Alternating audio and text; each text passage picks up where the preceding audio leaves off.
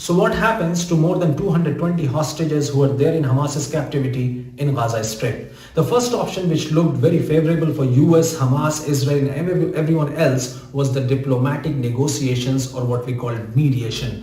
Qatar, one of the Middle Eastern country, has played this role even in the past, and even in this crisis it played its role, which led to the release of 4 hostages by Hamas. But after that there has been no progress as far as hostages are concerned. The second was an offer made by Hamas, which was called hostage for ceasefire. Israel has an ethos of never leaving anyone behind, dead or alive. Hamas offered release of hostages in exchange of a ceasefire, but Prime Minister Benjamin Netanyahu, who has already declared a war against Hamas, may not give any reprieve to Hamas.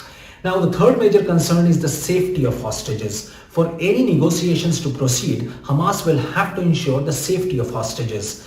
And though Hamas has been claiming that many hostages have been killed in the aerial bombardment or invasion by Israel, none of the Western agencies or agencies of Israel have confirmed any such reports. So it is being believed that all the hostages are safe and alive in the captivity of Hamas.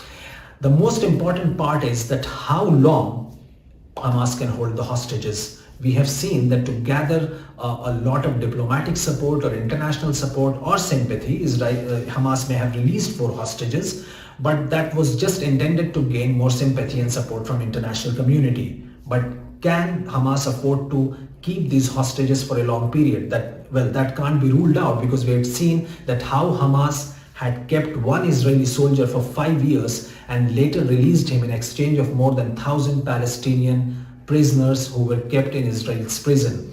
So this is also a big challenge. Another big challenge is that if Israel goes into Gaza, and which it already has, the military operation may jeopardize the safety of these hostages, which is a big concern not only for Israel but also for the relatives and the loved ones of those who are there in Israel, who are every day praying that Israel somehow manages to get these hostages back.